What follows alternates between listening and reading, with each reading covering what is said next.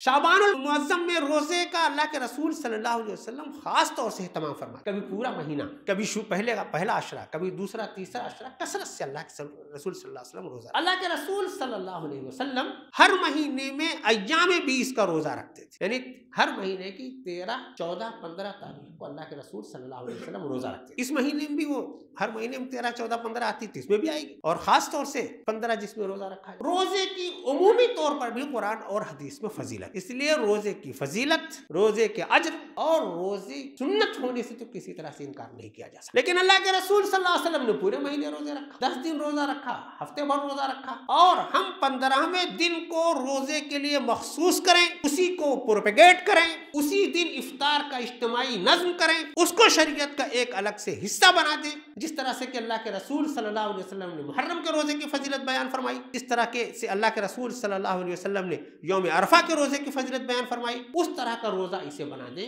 ये मेरे भाइयों ठीक नहीं, रोजा रखना है, बाकी महीनों में नहीं रख सकते। अय्याम 20 का रोजा रखते, शाबान में 3 रोजा रख ले, 3 नहीं, एक ही रखना चाहते हैं, एक ही रखें, उसकी मुमानियत नहीं। मुमानियत सिर्फ 2 दिन रोजा रखने की है कि आदमी ईद और बकरीद के दिन रोजा नहीं रख सकता।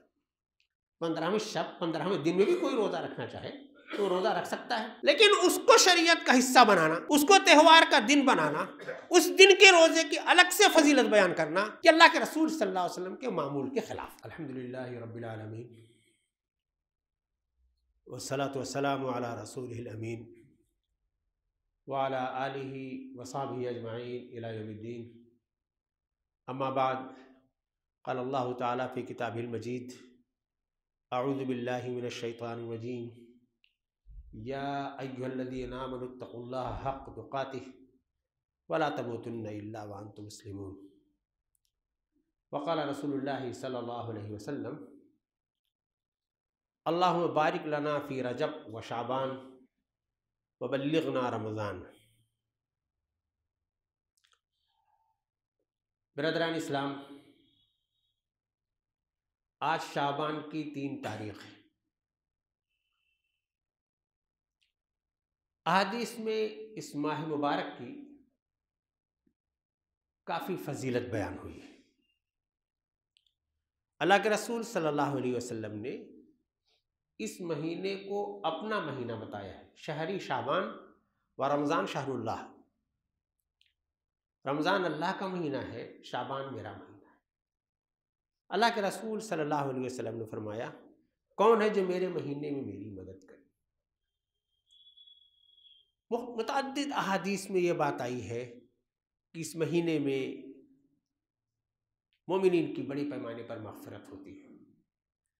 सही हदीस में है कि इस महीने में आमाल, अल्लाह के यहाँ सालाना आमाल भेजे जाते हैं। इस तरह के और मुतअद्दिद रवायात, मुतअद्दिद तुरुक़ से अहादीस में है, जिससे इस माह मुबारक की फ़जीलत साबित होती है।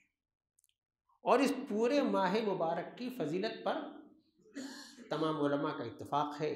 सहाबा, ताबईन, तबे ताबईन, बाद के तमाम लोगों ने इस महीने की अहमियत को माना है, तस्लीम किया है, और इस महीने में ख़ास तौर से अल्लाह के रसूल सल्लल्लाहु अलैहि वसल्लम की इत्तिबा में मखसूस आमाल किए। ये महीना रजब के फ़ौरन बाद आता है। रजब अशहर हुर्रुम में शुमार होता है। उस महीने में दौर जाहिलियत में भी हर तरह की जंग व जिदाल से पाबंदी होती थी। तो उस रजब से आज़ादी के बाद शाबान में उन लोगों को अपनी रवायात के मुताबिक खुराफात का मौका होता था, तो इस वजह से भी इसका इम्कान था कि खुराफात कहीं बढ़े ना, कि सामने रमज़ान है। अल्लाह के रसूल सल्लल्लाहु अलैहि वसल्लम ने इस माह मुबारक को मुअज़्ज़म करार दिया। इस माह मुबारक को रमज़ान की तैयारी का महीना करार दिया कि अगला जो महीना आने वाला है, जो शहरुल्लाह है, वो बड़ी कमाई का महीना है, बड़ी बरकत का महीना है। इस महीने के आखिर में ख़ास तौर से अल्लाह के रसूल सल्लल्लाहु अलैहि वसल्लम सहाबे किराम को जमा करके रमज़ान की फ़जीलत, रमज़ानुल मुबारक की खैर बरकत, रमज़ानुल मुबारक के अहकाम मसाइल बयान करते थे, और इसी महीने में पूरी तरह तैयार कर दिया करते थे। तो ये बातें वो हैं जो अहादीस में अच्छी तरह से साबित है। इस महीने में अल्लाह के रसूल सल्लल्लाहु अलैहि वसल्लम के मामूलात भी बदल जाते थे। बुखारी शरीफ की रवायत है, मुस्लिम शरीफ की रवायत है, तमाम हदीस की सही किताबों में ये बात है कि अल्लाह के रसूल सल्लल्लाहु अलैहि वसल्लम इस माह मुबारक में कसरत से रोज़े रखते थे। एक रवायत ये है कि पूरे महीने रोज़े रखते थे, एक रवायत ये है कि कभी पहले अशरे में ज़्यादा रोज़ा रखते थे, एक रवायत है कि आखिरी अशरे में ज़्यादा रोज़ा रखते थे। तमाम रवायतों का मजमूई पैगाम ये है कि अल्लाह के रसूल सल्लल्लाहु अलैहि वसल्लम इस माह मुबारक में कसरत से रोज़ा रखते थे, ज़्यादा रोज़े रखते थे। अल्लाह के रसूल सल्लल्लाहु अलैहि वसल्लम ने सहाबे किराम को भी इस बात की ताकीद की कि ज़्यादा से ज़्यादा रोज़े रखे जाएँ। अलबत्ता रमज़ान से करीब पहुँचकर आखिरी अय्याम में रोज़ा रखने से आपने मना किया कि उन अय्याम में उसकी तैयारी की जाए। अल्लाह के रसूल सल्लल्लाहु अलैहि वसल्लम रोज़े के साथ साथ इस माह मुबारक में ख़ास तौर से 2-3 बातों का और अहतमाम फरमाते थे। कुरान मजीद की तिलावत में आपका इजाफा होता था, सदक़ात, इयानत, सिला रहमी, लोगों का ताउन, इस सिलसिले में खुद आपका अमल बहुत बढ़ जाता था। तो गोया ये हसनात का, ये अच्छे काम करने का, ये लोगों की दिलजोई करने का एक महीना है और ये रमज़ान की ट्रेनिंग का महीना है जो अल्लाह के रसूल सल्लल्लाहु अलैहि वसल्लम अपने मामूल में इस काम को रखते थे और आप किया करते थे। शाबानुल मुअज़्ज़म की फजीलत हम लोगों को मालूम है। इस महीने का पूरा नाम शाबानुल मुअज़्ज़म इसलिए कहा जाता है कि अज़मत वाला महीना है। हम लोगों के यहाँ जो बातें ज़्यादा मशहूर हैं वो पूरे महीने की अज़मत के बजाय इस महीने की 15वीं शब और 15वें दिन की ज़्यादा अहमियत बताई जाती है। और हम लोगों के यहाँ हमारे मामूलात में इन्हीं बातों का ज़्यादा एहतमाम है। ये बात वो है जिसको हम लोगों को अच्छी तरह से समझना चाहिए। इसमें कोई शक नहीं कि अहादीस में शाबानुल मुअज़्ज़म की 15वीं शब के सिलसिले में मुतअद्दिद रवायात आई हैं। एक दो नहीं, मुतअद्दिद रवायात है कि इस शब की कुछ फजीलत है और फजीलत किस किस तरह से है वो बातें बयान की गई हैं।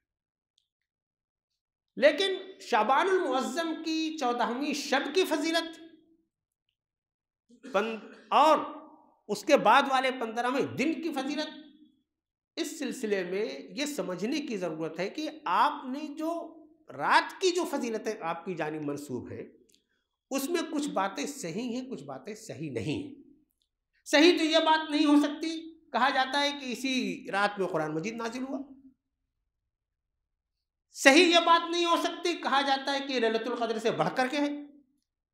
इसलिए कि अल्लाह ताला ने कुरान मजीद में जब यह कह दिया कि लैलतुल क़द्र सबसे बड़ी रात है, लैलतुल क़द्र खैरुम मिन अल्फ़ि शहर, जब अल्लाह ताला ने कुरान मजीद में यह कह दिया कि कुरान मजीद लैलतुल क़द्र में नाजिल हुआ है, जब अल्लाह ताला ने कुरान मजीद में यह कह दिया कि शहर रमज़ान अल्लज़ी उन्ज़िला फ़ीहिल कुरान, रमज़ान में कुरान मजीद नाजिल हुआ, तो अब लैलतुल क़द्र ये शब बारात नहीं हो सकती। लैलतुल क़द्र जो क़द्र की रात है वो अपनी जगह पर होगी। उसकी फजीलत जो अल्लाह ताला ने कुरान मजीद में बयान की है वो फजीलत कोई दूसरी रात नहीं ले सकती, कोई दूसरा दिन नहीं ले सकता, कोई दूसरा मकाम नहीं ले सकता, इसलिए वो अपनी जगह पर दुरुस्त है। अब जो और बातें कुरान मजीद में बयान की गई हैं कि इस दरमियान जो है वो रफ़े दर्जात होते हैं, अहकाम का फैसला होता है, सूरह दुखान की जो आयत है वो आयत भी दरअसल ये शाबान के ताल्लुक़ से नहीं है, वो रमज़ान के ताल्लुक़ से। अहादीस में जो बातें बयान हुई हैं ये बातें हम लोगों को इस तरह से ज़रा सा ठहर करके समझने की ज़रूरत है कि तादाद में तो ये रवायात बहुत ज़्यादा हैं, लेकिन जो हदीसों को परखने वाले बड़े उलमा हैं, मुहद्दिसीन हैं, जिन्होंने अहादीस को परखने का सही और गलत में पहचान करने का मेयार बनाया है, उनमें सब लोगों का इस बात पर इत्तेफाक है कि अहादीस हैं तो ज़्यादा, लेकिन उस शब की फजीलत के सिलसिले में जो बातें कही गई हैं उस सिलसिले की जो रवायात हैं वो सनद के एतबार से कमज़ोर है, मजबूत रवायात नहीं, उन रवायात से इस्तिदलाल नहीं किया जा सकता। लेकिन अगर कसरत से ये बात आई है कि रात अहम है और इबादत किया जाए तो सवाब मिले, इनकार की भी ज़रूरत नहीं। हम लोगों के यहाँ जो बहसें होती हैं, अब शाबान का महीना शुरू हो गया है, बड़े मज़ामीन आएंगे अखबारात में और बड़ी तकरीरें होंगी, कोई साहब खड़े होकर के ये कहेंगे किसी तरह की कोई फजीलत नहीं है, जो कुछ किया जाता है सब बिदात है। इतनी इत्याम पसंदी भी ठीक नहीं है। रवायात में अगर कसरत तुरुक से कोई बात आ रही है तो बड़े उलमा ने उस बात को ये कहा है कि उसको किसी दर्जे में कंसीडर किया जाएगा।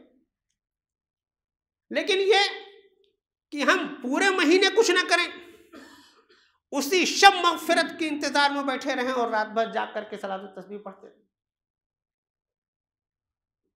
इसकी भी शरीयत में कोई गुंजाइश नहीं। उस शब में अलग से इबादत करने के लिए कोई चीज रवायात में मिलती नहीं, लेकिन मुमानियत भी नहीं है, इसलिए कोई आदमी उसी एक शब में इबादत करता है, उसी की उसको तौफीक होती है तो इबादत करे, लेकिन इबादत के तरीके से करे। इबादत खास तौर से नमाज, नफल नमाज, ये तन्हाई में पढ़ने की चीज है, तन्हाई में रब से लव लगाने की चीज है। रोज आदमी पढ़े, अगर उसी रात वो एहतमाम करता है तो करे, और जरूर करे, अल्लाह ताला उसको अजर देगा, उसकी कोई ममानियत नहीं। लेकिन उस रात के लिए कोई नई इबादत गढ़ लेना, कोई नई नमाज गढ़ लेना, कोई नई तरीका ईजाद कर लेना, उसको जश्न बना देना, चिरागा करना, पटाखे आतिशबाजी करना, कब्रों की जियारत के लिए झुंड में जाना, इनमें से मेरे भाई कोई चीज वो नहीं है जो शरीयत में जिसकी इजाजत हो।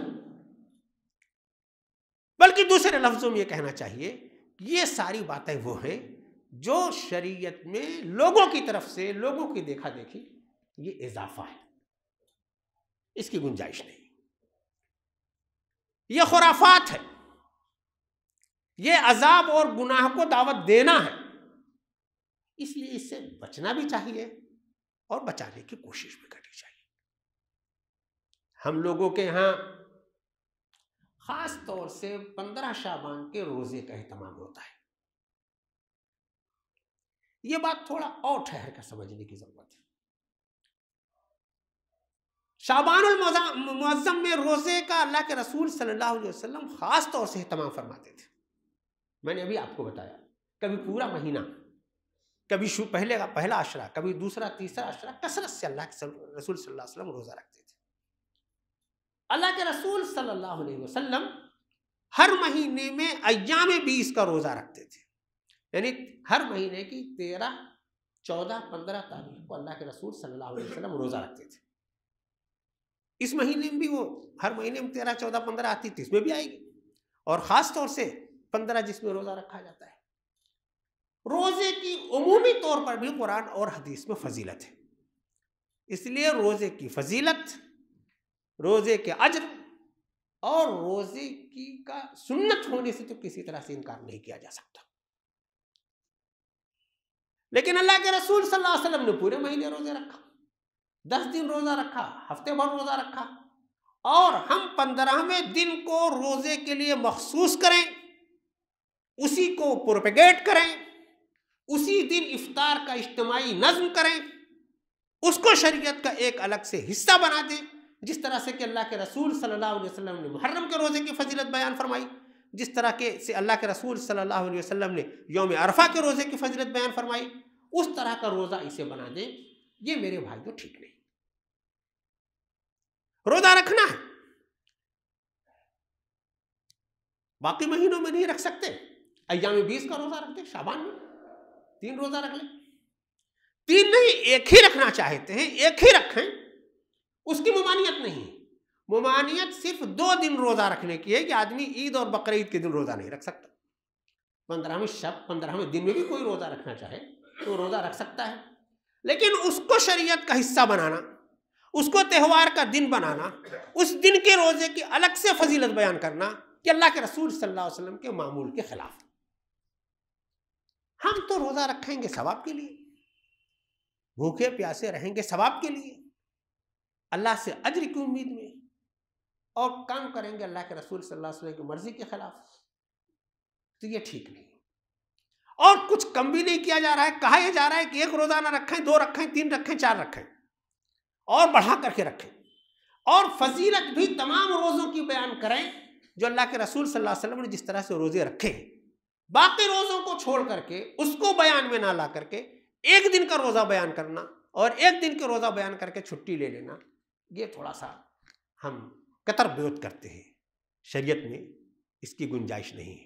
तो मेरे मोहतरम भाइयों, ईमान वाले भाइयों, ये मुबारक महीना हमें नसीब हो गया है।